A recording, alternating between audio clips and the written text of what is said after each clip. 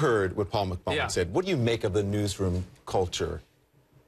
Well, I mean, look, I think you have to still evaluate it newsroom by newsroom, right? I mean, can you imagine if at Time Warner, everyone started evaluating all of the properties together as opposed to evaluating them individually? Now, some people say Murdoch is different. There's a culture at the Murdoch properties that make them different.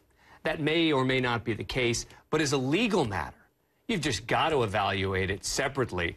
The Wall Street Journal, separate from The Sun, separate from the News of the World, separate from Fox News Channel. But they're still part of the same company. And you have to admit that Rupert Murdoch has had an influence on the world when it comes to media and over here in the United States in the last 20 or so years. Enormous. So why wouldn't that trickle down in the company as well if he can do it around the world? It's fair for us in the media to be asking about it, right? It's fair for us to be saying, what's the culture there? Is this sort of indicative of a bigger problem in the media? But as a legal matter, and you just laid this segment out by talking about the arrest, we're talking about serious stuff here. So I'm not going to sort of look at this with a broad brush. Instead, I think it's really important when you're talking about these very serious allegations to look at it entity by entity. And, there's no evidence up to this point that the American institutions, meaning the Wall Street Journal, Fox News Channel, et cetera, were engaged in any of the kind of conduct we're talking about. I want to ask you, because I want to know, what are the legal implications for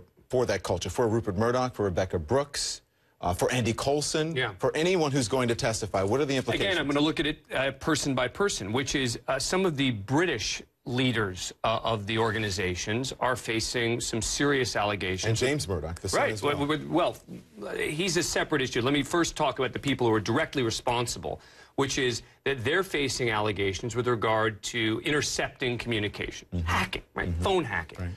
If that turns out to be the case, and people here did it, they could be investigated and prosecuted as well. That's a crime in England. That's a crime in the United States.